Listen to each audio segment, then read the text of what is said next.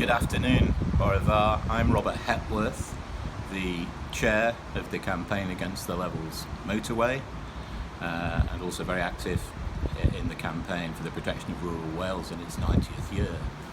And I just want to say a few words to you about why we need to stop this dreadful proposal of a motorway cutting across the Gwent Levels. We're approaching a decisive juncture in a discussion which started before this century began. It's much more than a debate about the route of a bypass. It's a fundamental disagreement about how we should invest enormous amounts of time and money in our future transport infrastructure to make it fit not just for the current generation but for future generations as well, under the Wellbeing Future Generations Act, this distinctive piece of Welsh legislation passed 3 years ago, which is now being put to the test and has to pass it. It's about whether we're serious about combating climate change and anticipating a world where more and more access and communication will be digital. But it also has to be a world where we have the time to stand and stare. In the words of Newport's own poet laureate W.H. Davies, our descendants deserve to appreciate the tranquility and beauty of the Gwent Levels, bequeathed to us by centuries of interaction between humans and nature, which for many in our area are a place for the soul to find peace.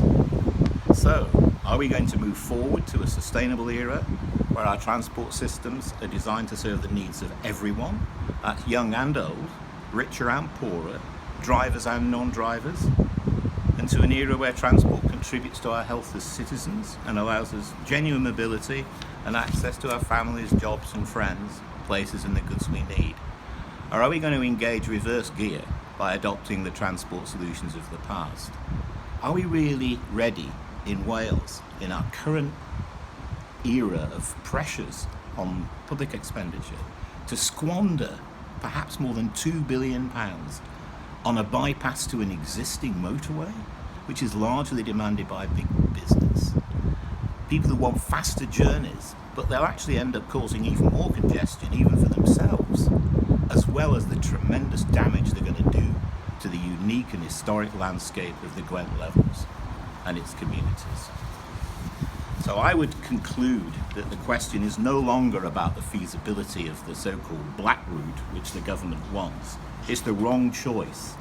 And we call on the Welsh Government to face up to the fact that we need solutions which integrate public transport, metro and active travel.